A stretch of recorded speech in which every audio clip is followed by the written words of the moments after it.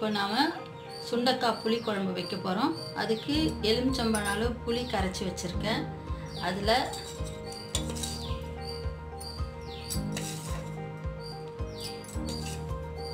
ரெண்டு ஸ்பூன் மிளகாத்தூள் போட்டுக்கலாம். மஞ்சள்தூள் ஒரு ஸ்பூன், உப்பு தேவைக்கேற்ப.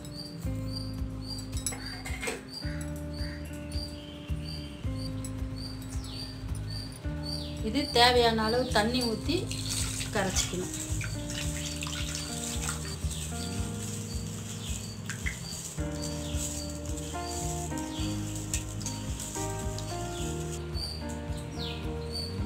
இப்போ குழம்பு வைக்க ஆரம்பிக்கலாம். சட்டி காஞ்சிடுச்சு. 4 ஸ்பூன் நல்லெண்ணெய் ஊற்றிக்கலாம்.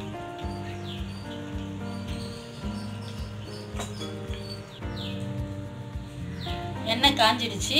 தாளிப்புக்கு கடுகு, உளுத்தம்பருப்பு, வெந்தயம், சீரகம் போட்டு பொரிஞ்சதும் வெங்காயம் போடலாம்.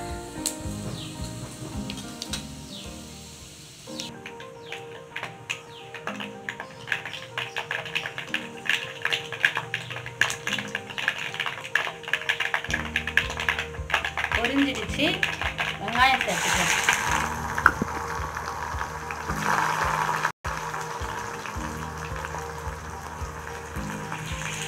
வெங்காயம் கூடவே பூண்டும் சேர்த்துக்கலாம். ஒரு பூண்டு முழுசா மெலிசா அரிஞ்சு வச்சுருக்கேன். இது நல்லா வதங்கட்டும். அப்புறமா தக்காளி சேர்த்துக்கலாம்.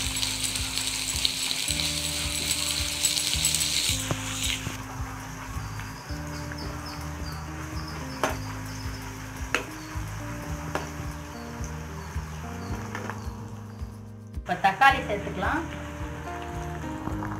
கூடவே கருவேப்பிலை, கொத்தமல்லியை சேர்த்துக்கலாம். இது நல்லா வதங்கினதுக்கப்புறம் கட் பண்ணி வதக்கி வச்சிருக்க சுண்டைக்காவை சேர்த்துக்கலாம்.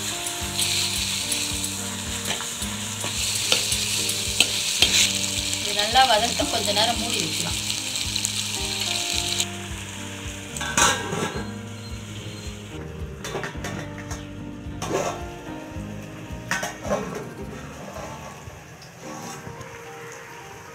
ஓப்பன் பண்ணி மிக்ஸ் பண்ணிக்கலாம். இப்போ வெங்காயம் தக்காளி வதங்கிடுச்சு. கட் பண்ணி வதக்கி வச்சிருக்க சுண்டைக்காவை சேர்த்துக்கலாம். இதை நல்லா மிக்ஸ் பண்ணிக்கின்னு எல்லாம் சேர்ந்து கொஞ்சம் நேரம் வதங்கட்டும். நல்லா வதக்கிக்கோங்க. நல்லா வதங்கணும். அப்போ தான் குழம்பு டேஸ்டாக. நல்லா வதங்கிடுச்சு. இப்போ கூட்டி வச்சிருக்க குழம்பு ஊற்றிக்கலாம்.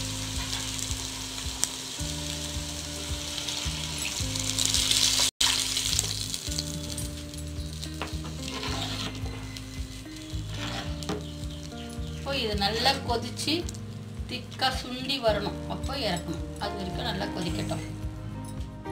மூடிடலாம்.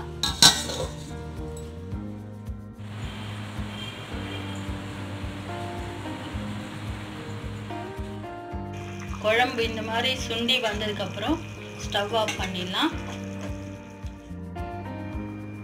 இப்போ சாப்பாடு சர்வ் பண்ணிடலாம்.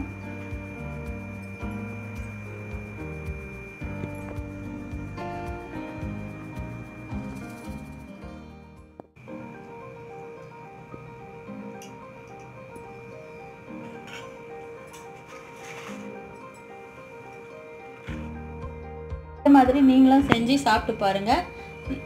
இது பிடிச்சிருந்தா உங்களுக்கு லைக் பண்ணுங்கள், ஷேர் பண்ணுங்கள், கமெண்ட் பண்ணுங்கள், சேனலை சப்ஸ்கிரைப் பண்ணுங்கள்.